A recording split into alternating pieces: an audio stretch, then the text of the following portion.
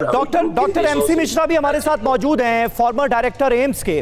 Doctor Mishra, एक परेशानी लोगों की ये भी है कि एक तो कोरोना की वजह से उनकी सेहत पर बुरा असर पड़ रहा है, दूसरा जेब पर भी बुरा असर पड़ रहा है। सरकारी अस्पतालों में अभी भी उतने बेहतर इंतजाम नहीं है जितने प्राइवेट अस्पतालों में, और प्राइवेट अस्पतालों में जाते हैं तो मोटी फीस अदा करनी पड़ती है।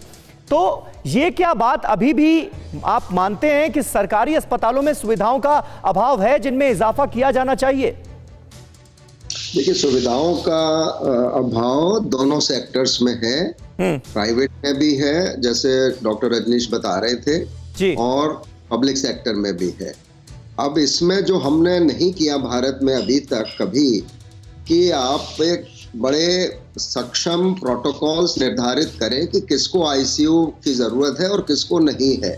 अब होता क्या है, बहुत बार जो पेशेंट्स बिना ऑक्सीजन के साथ बिना आईसीयू के अंदर जाए ठीक हो सकते हैं, उनको भी आईसीयू में ले लिया जाता है। तो ये यूके ने करके दिखाया है कि स्ट्रिक्ट प्रोटोकॉल्स होने चाहिए कि आईसीयू में वही व्यक्ति जाए जो इम्पेंडिंग रेस्पिरेटरी फेलियर है, जिसको वेंटिलेटर लगने की आशंका है।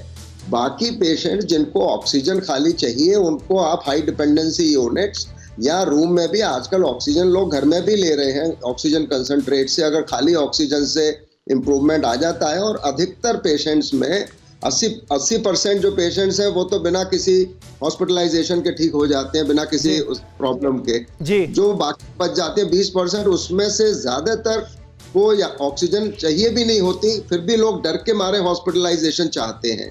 तो बहुत सारे लोगों को मैं जानता हूं कि उनको डर पैदा हो जाता है कि कहीं मैं सडन मौत ना हो जाए मेरी।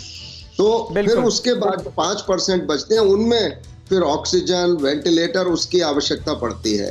तो वो अगर हम प्रोटोकॉल बना लेंगे तो बिल्कुल, यानी वेंटिलेटर पर किस मरीज को रखना है, किस मरीज को नहीं रखना है, ये बहुत ज्यादा इंपॉर्टेंट हो जाता है। ऐसे में आप बने रहे हमारे साथ सर। अड़ी सोमवार से शुक्रवार शाम 6 बजे सिर्फ TV9 भारतवर्ष पर।